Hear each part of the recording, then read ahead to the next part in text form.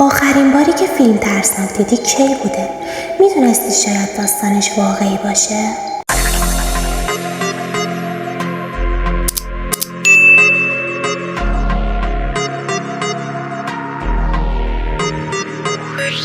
سلام، خوش اومدین.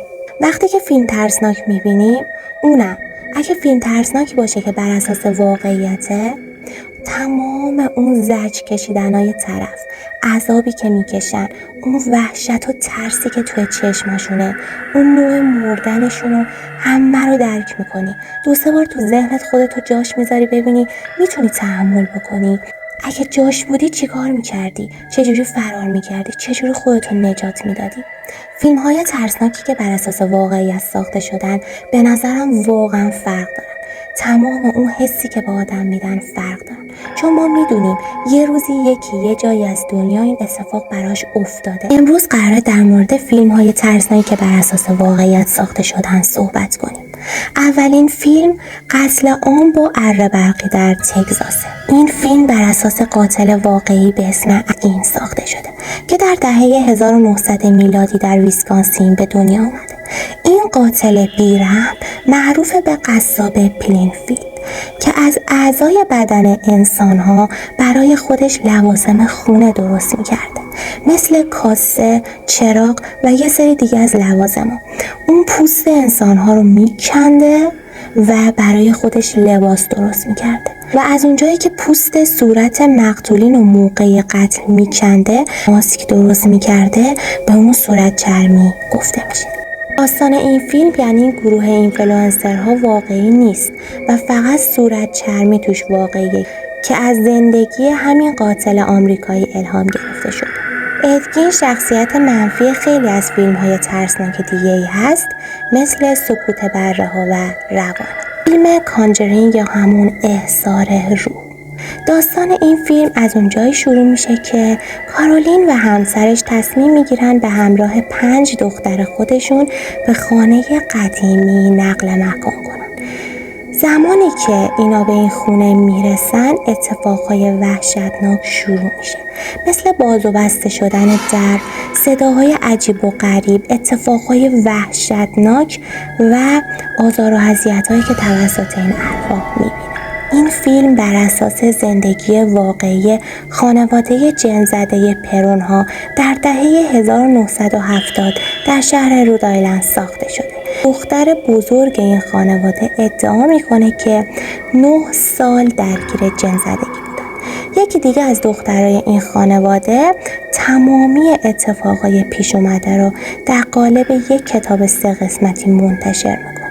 آنابل، فیلمی که اکثرا همه ماها دیدیم. این فیلم در سال 2014 ساخته شده. آنابل هدیه یک مادر برای تولد دخترش دونا هست که دانشجوی پرستاریه و با دوستش انجی توی یک آپارتمان قدیمی زندگی میکنه. جالبه بدونید که این عروسک دست دوم هست و از یک فروشگاه سرگرمی خریداری شده.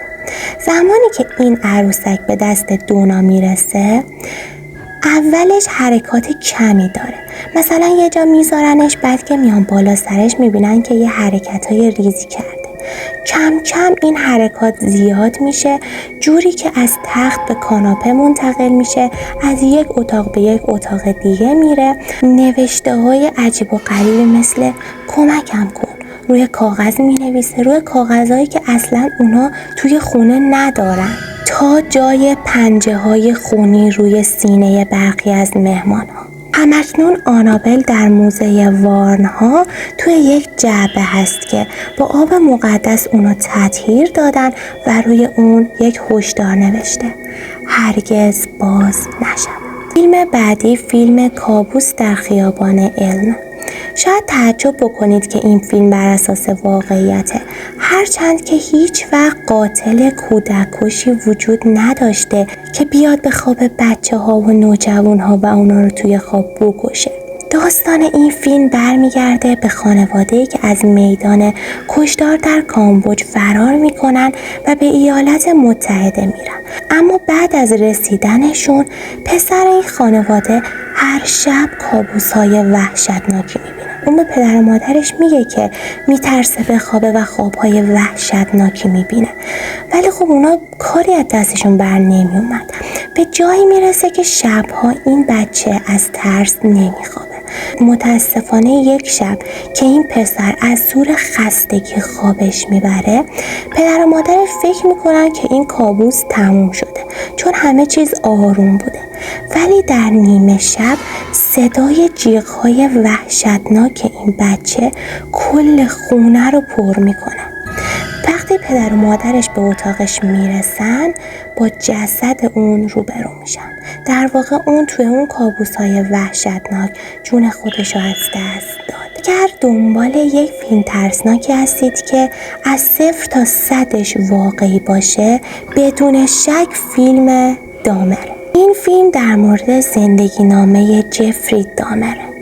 اون بین سالهای 1978 تا 1991 به 17 مورد در ویسکانسین تجاوز میکنه و پس از کشتن اونها رو تیکه تیکه میکنه و یک سریاشون رو که خوشش میاد و میپسنددشون رو توی یک شیشه های نگهداری میکنه. این فیلم جنایات فجیحی که توسط دامر انجام شده رو نمایش میده. اگه از این ویدیو خوشتون میاد لطفاً لایک کنید، سابسکرایب کنید و زنگوله رو فشار بدید. تا هفته بعدی، خداحافظ.